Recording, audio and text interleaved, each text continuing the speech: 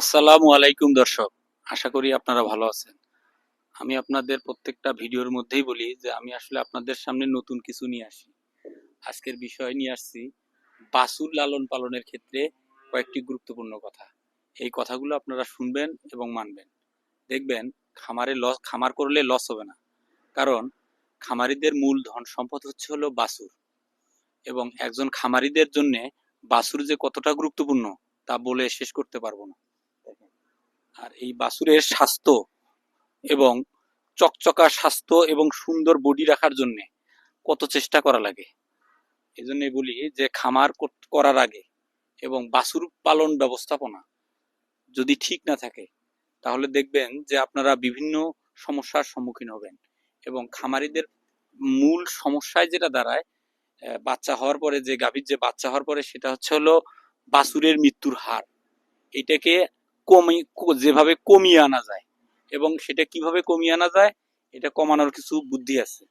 সেটা গাভীরকে যদি পর্যাপ্ত পরিমাণ মতো পুষ্টিমান দানাদার খাদ্যের পাশাপাশি কাঁচা ঘাসের ব্যবস্থা করা।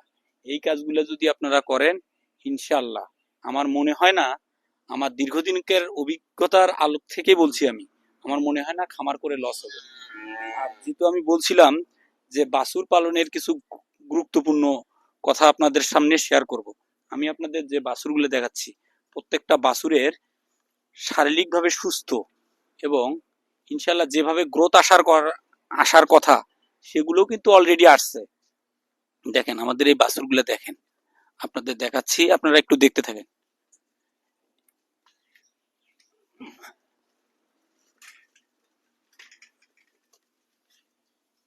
এগুলো কিন্তু আসলে ভালোবাসার জায়গা থেকে হয়। এগুলো ভালোবাসার জায়গা থেকে না হলে এগুলোর কার্যক্রম হয় না। এই কারণে বলি বাছুরের উপর গুরুত্ব দিতে হবে।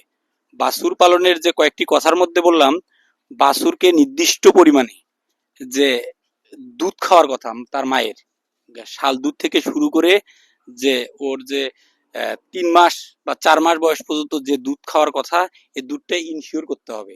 ইনশিওর করার ফলে কি হবে, বাছুরের গ্রোথটা ঠিক থাকবে। যখন বাছুর দানাদার খাদ্য খাইতে পারবে, তখন তাকে যে বাজারে কিছু কিছু বাছুরের দানাদার খাদ্য পাওয়া যায়, এই দানাদার খাদ্যটা যদি আপনারা নিয়মিত খাওয়ান, ইনশাল্লাহ বাছুরের বাছুরের ইমিউনিটি শক্তি বৃদ্ধি পাবে এবং বাছুরের রোগ প্রতিরোধ করার ক্ষমতা ইনশাল্লাহ বৃদ্ধি পাবে। এই কারণেই একজন খামারিকে বা সফল খামারি যেই হবে বা যে কারণেই হোক, এই কারণে আমি বলি যে বাছুরের উপর গুরুত্ব দিতে হবে। বাছুর যদি খামারের একটা সম্পদ ধরি, তাহলে খামারিরা কখনো লস করবে না। আর বাছুরকে স্বাভাবিক সুস্থ রাখতে গেলে তার জন্য অতি যত্নের প্রয়োজন। বাছুরকে ফ্রি এক্সারসাইজ করার জায়গা দিতে হবে। বাছুরকে আমি কিন্তু বললাম, একটা শব্দ বললাম যে বাছুরকে ফ্রি এক্সারসাইজ করার জায়গা দিতে হবে। বাছুর যাতে সবসময় হাঁটা এবং চলাফেরা করতে পারে, এরকম একটা প্রশস্ত জায়গা দরকার।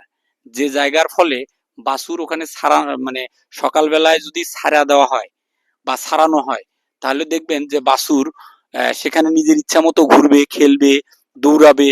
তাতে কি হবে, বাছুরের ইমিউনিটি শক্তি বৃদ্ধি পাবে এবং রোগ প্রতিরোধ ক্ষমতা বৃদ্ধি পাবে। এটা কিন্তু 100% শিওর। ঠিক আছে, ওকে, আল্লাহ হাফেজ। কয় মিনিট হচ্ছে?